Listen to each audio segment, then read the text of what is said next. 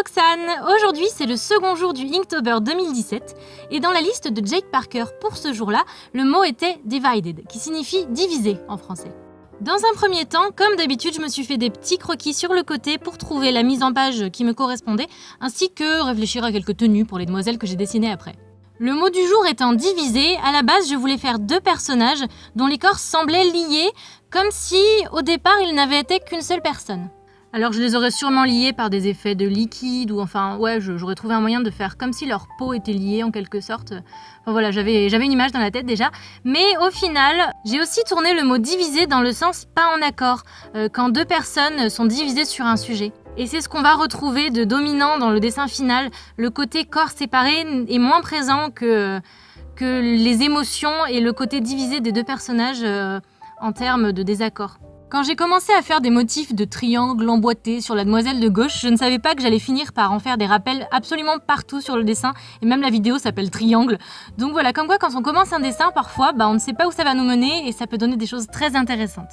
Quand je suis passée au volume, je ne savais pas trop quoi faire, parce que d'habitude, enfin dans le dessin précédent en tout cas, j'avais fait le fond foncé, et le petit chat en premier plan, blanc. C'est-à-dire que vraiment il y avait un contraste dans ce sens-là. Et cette fois-ci j'ai fait l'inverse, c'est-à-dire que les personnages sont foncés et le fond est blanc. Donc j'ai hésité au début parce que je ne savais pas ce que ça allait donner et comme c'est quelque chose que je n'avais jamais fait, je me suis dit oh, avec le line que j'ai et tout, je savais pas trop où j'allais en fait.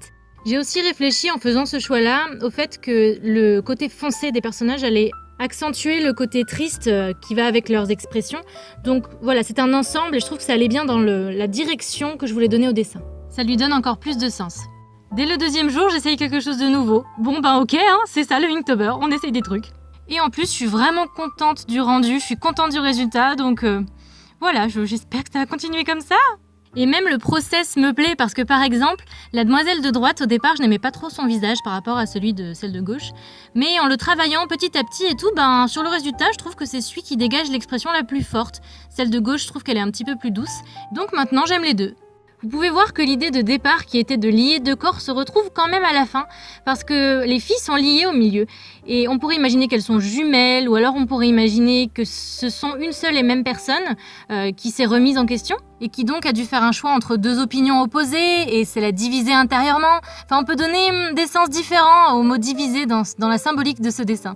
Au moment où j'ai enlevé le scotch qui définissait mon cadre, je me suis rendu compte que, comme le fond est blanc, il n'y avait plus de cadre. Et donc l'équilibre du dessin n'était plus le même. Ça déséquilibrait en fait mon illustration. Ce qui fait que j'ai refait un cadre avec de l'encre un petit peu diluée pour pouvoir rééquilibrer le truc. Et ça a réglé ce petit souci.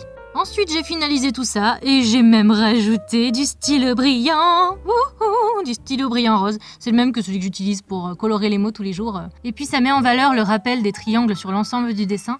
Et petite chose en plus, le fait qu'elles portent toutes deux des triangles sur le corps, que ce soit dans la tenue ou le tatouage de la fille de droite, ça montre aussi qu'elles partagent quelque chose malgré leurs différends. Et voilà, ça fait la petite histoire. C'est comme si elles étaient amies et que elles se sont disputées sur quelque chose.